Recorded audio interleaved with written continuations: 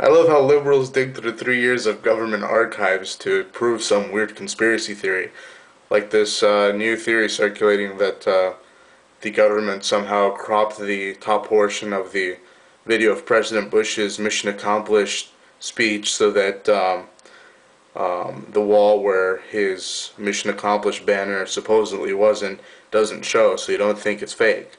Well, I'm gonna do your parents a great service, kids, so you can get back to your homework, and I'm gonna debunk this theory in the coming minutes. Alright, so here's our smug little friend from YouTube.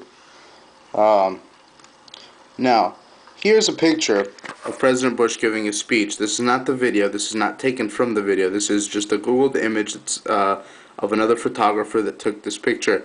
Now, I ask you to notice President Bush's head in relation to the building in the background, and in relation to this jet right here. There's somebody in the jet, and there's a guy standing to the side of the jet. Now look also here. Here's a little portion right behind his head. There is a little balcony or porch up there. It's kind of hard to see, but it's there. Now, let's look at a screenshot of the video. Here's a screenshot of the video, the said video that's in question. Here's that black portion on the bottom, and this is President Bush. He's walking up to the podium to give his speech. This is right in the beginning. I invite you to go to whitehouse.gov and check it out for yourself. Now, here's that jet, and here's that wall in the background. The wall that you hardly see in the other in the picture, because President Bush takes up more of that picture, and it's at a different angle. Now, here's a shadowed region that's really hard to see.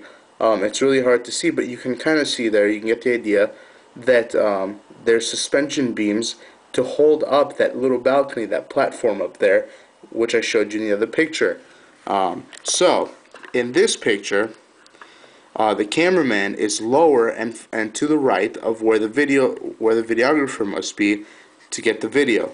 Here's that balcony, that area behind him, and right here would actually have to be that shaded region that I showed you from the other picture, which means, since that shaded region is one of the higher points of the other picture, that President Bush must be somewhere down here.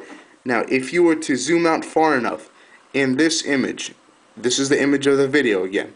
If the videographer was to zoom out far enough to catch the mission accomplished banner, he would zoom out. He would probably have to zoom out so far where President Bush would not you wouldn't even be able to recognize him from that distance.